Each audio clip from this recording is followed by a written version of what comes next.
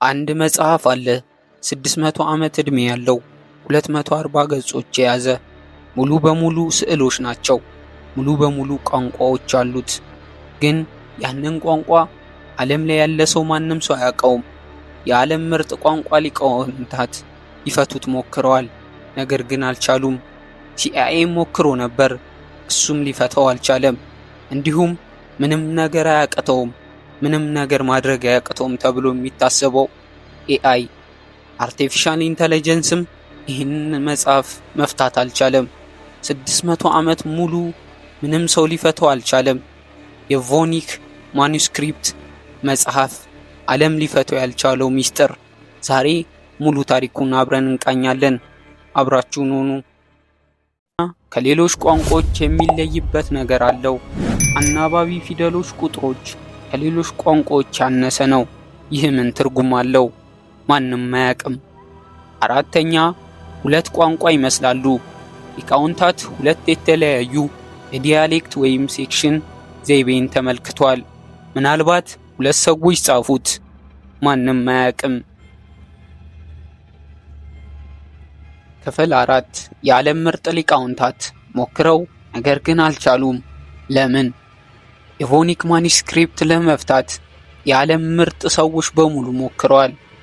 በአንደኛ ደረጃ ወርልድ ዋር 2 ኮድ ብሬከሮች፣ ሁለተኛው የዓለም ጦርነት ወቅት የኢንግማን ኮድ የሰበሩ፣ የናዚን ኮድ የሰበሩ የቮኒክን መጽሐፍ ለመፍታት ሞክረው ነበር፣ ነገር ግን አልቻሉም።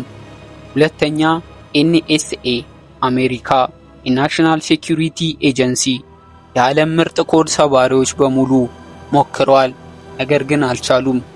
ምርመራቸውም እስከ 2014 ድረስ ነበር፣ ነገር ግን ሚስጥሩ እንደቀጠለ ነበር። ሶስተኛ ኤአይ ወይም ማሽን ለርኒንግ 2019 ላይ የካናዲያን ሪሰርቸር ኤአይ ሞዴሎችን ተጠቅመዋል።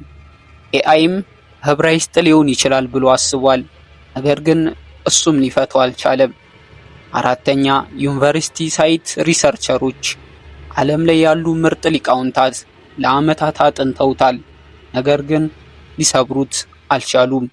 600 ዓመት ዓለም ላይ ምርጥ አእምሮች በሙሉ ተሰባስበውም ሊፈቱት አልቻሉም። ይህ ብቻ ቮኒክ መጽሐፍ ሚስጥር ምን ያህል ጥልቅ እንደሆነ ያሳያል።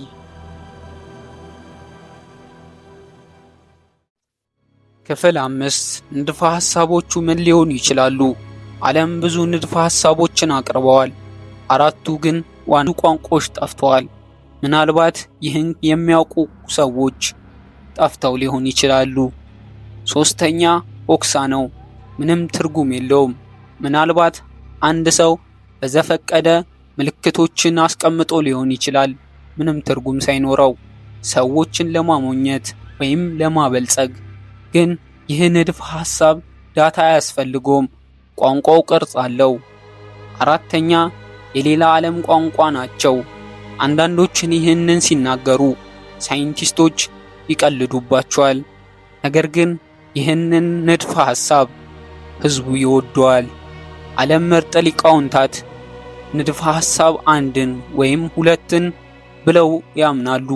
ምስጢራዊ ቋንቋ ወይም ጠፍቶ የሄደ ቋንቋ ነው ብለው ያስባሉ፣ ነገር ግን ማስረጃ የለም። ክፍል 6 ዛሬ ላይ ምን ይታወቃል? ዛሬ የቮኒክ ማኑስክሪፕት ምን ሁኔታ ላይ ነው? ያሌ ዩኒቨርሲቲ ሙሉ ለሙሉ ዲጂታል አድርጎታል። ዓለም ላይ ያሉ ሰዎች በሙሉ ኦንላይን ላይ ሊያገኙት ይችላሉ። የባይኔክ ዶት ላይብራሪ ዶት ያሌ ዶት ኢዱ ድረገጽ ላይ ተቀምጧል። ሁሉም ሰው ሊያጠናው ይችላል። ሁሉም ሰው ሊሞክር ይችላል። በ2016 ቅጂው ታትሞ የወጣ ሲሆን በአንድ ቅጂ $8,000 አካባቢ ይሸጣል። ወደ 898 ቅጂዎች ታትመው ተሽጠዋል። ሚስጥሮቹን በሙሉ የዓለም ሕዝብ ይወደዋል ለመፍታት። ዛሬ ድረስ ሊቃውንቶች ይሞክራሉ፣ ኤአይን በመጠቀም ብሎክቼኖችን በመጠቀም፣ ነገር ግን አልሆነም። ቻት ጂፒቲ ሞክሮ ነበር፣ እሱም አላደረገውም። ምናልባት ወደፊት ቴክኖሎጂዎች ሊፈቱት ይችላሉ፣ ምናልባትም ፈጽሞ ላይፈታ ይችላል። የቮኒክ ማኑስክሪፕት መጽሐፍ 600 ዓመት ሙሉ ሚስጥር ሆኖ ቀርቷል።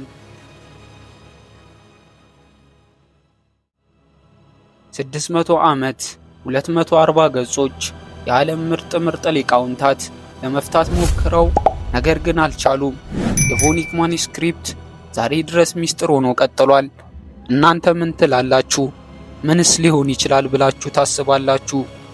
ከታች ባለው ኮሜንት አስቀምጡልኝ። ቪዲዮውን ከወደዳችሁት ላይክ፣ ሼር፣ ሰብስክራይብ ማድረጉን እንዳይረሱ። ታሪክ ፕላስ እናመሰግናለን።